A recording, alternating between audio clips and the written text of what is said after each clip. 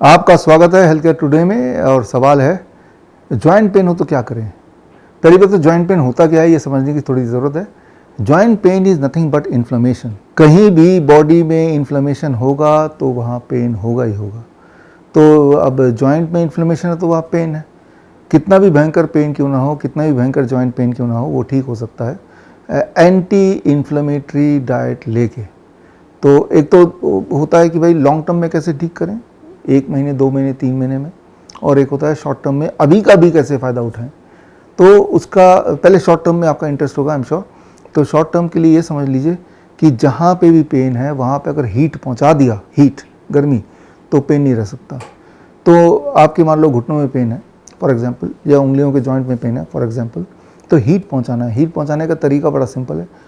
हाथ में पेन है, आप एक भगोना ले सकते हैं और भगोने में पानी गर्म कर लीजिए 42 डिग्री सेल्सियस, 41 डिग्री सेल्सियस। एक थर्मोमीटर खरीद लीजिए, पानी का थर्मोमीटर, और भगोने में गर्म पानी में दोनों फिंगर ऐसे हाथ डालेंगे और करीब 15-20 मिनट रखेंगे।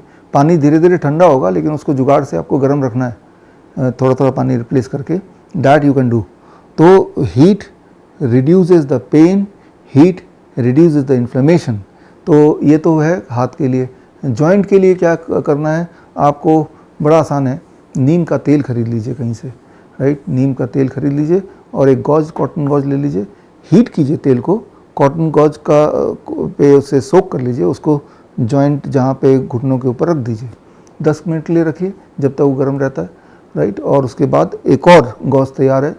टोटल टाइम 10 मिनट का है और एक और सेट ऑफ गॉज तैयार है कि हर 2-2 मिनट बाद इसको हटाना है, जब तक ये ठंडा होगा दूसरा रखना है।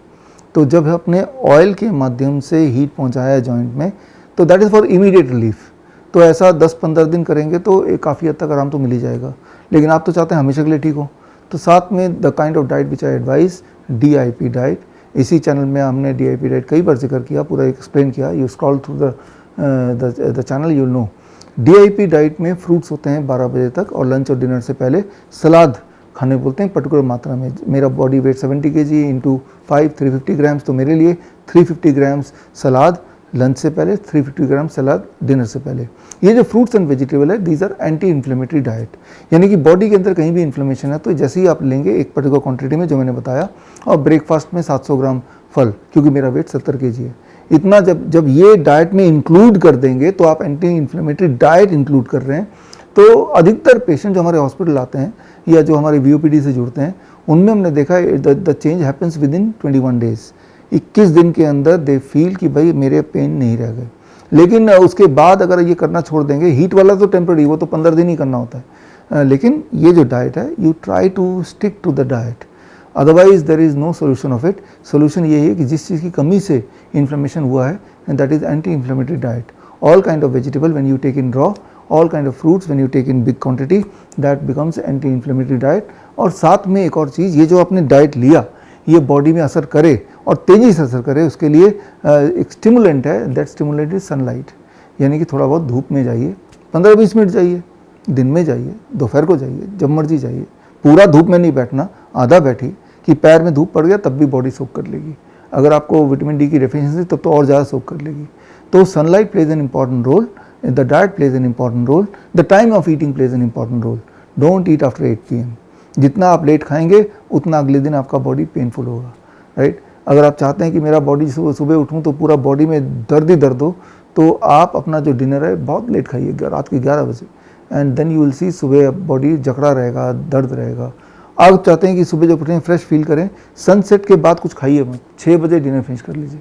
अगले दिन सुबह उठेंगे तो दर्द का एहसास वैसे ही कम होने लगेगा। तो एक बार को डाइट नहीं भी फॉलो करना चाहते हैं, एक बार को आप हीट एज मेडिसिन नहीं भी करना चाहते हैं, time of eating can also reduce your inflammation and pain. लेकिन मैं तो बोल रहा हूँ तीनों चीज़ एक साथ कर लीजिए ताकि आपको रिलीफ बड़ी तेज़ी से मिल जाए, और वो रिलीफ टेम्प्रेरी ना होने के ना हो, वो परमानेंट चलता रहे, right. So I am sure कि ये आपको फ़ायदा करेगा। अगर ये वीडियो आपको फ़ायदा कर रहा है, इसे लाइक कीजिए, सब्सक्राइब कीजिए। हम रखें आपका ख्याल।